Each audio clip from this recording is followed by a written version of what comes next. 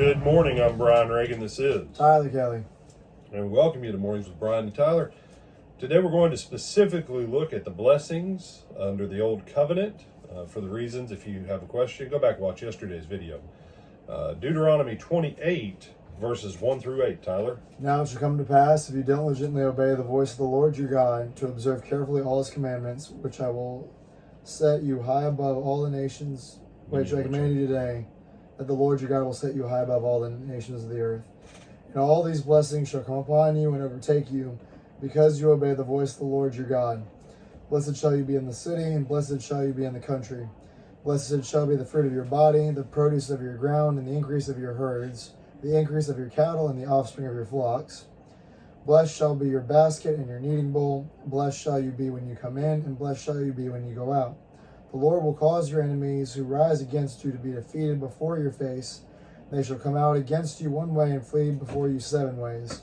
The Lord will command the blessing on you in your storehouses and in all to which you set your hand. He will bless you in the land which the Lord your God is giving you. All right, now this is an interesting thing, the verbiage there at the start of verse 8. The Lord will command the blessing on you. Well, now that's interesting, because he's talking generically about blessing, but what specifically? How can he command the blessing? Well, I think this looks to what we talked about last week, that the blessing of Abraham, he can command the blessing of Abraham on anyone whom he pleases. Because the blessing on Abraham was based on obedience or was based on promise? Promise. And that's, again, Galatians chapter 3 will make the entire point. That the blessing on Abraham was attached to a promise that the law,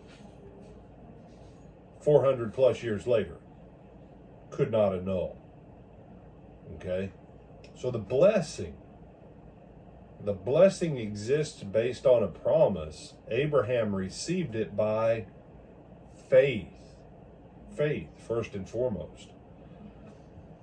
So as you look at this, here he says, if you obey, if you obey, if you obey. Right, because under the Old Covenant, what? Obedience was everything. You say, but Brother Brian, I've heard you say that obedience is absolutely crucial to the Christian life. Yes, it is. Yes, it is. But for a different reason. We are obedient to do good works because he has already saved us. Okay? Our obedience is to grow out of a place of gratitude. Not out of a place of, if I dot enough I's and cross enough T's, then God will bless me. Under the new covenant, it starts out backwardly. Okay?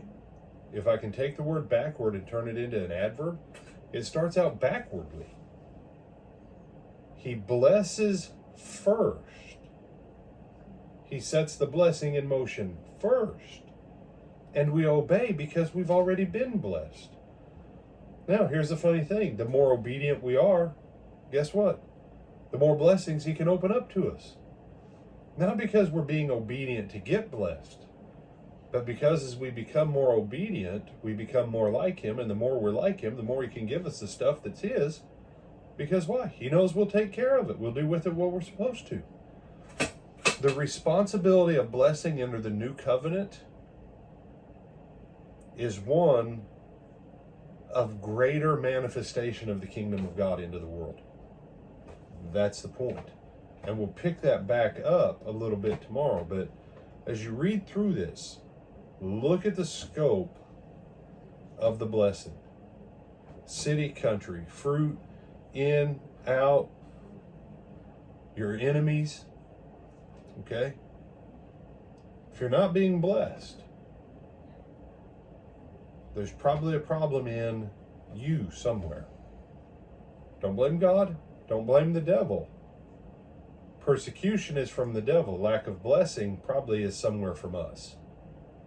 But if this is what he had for them, he has better for us. Other thoughts? No, sir. All right, with that, I'm Brian Reagan. This is Tyler Kelly. And we bid you good day.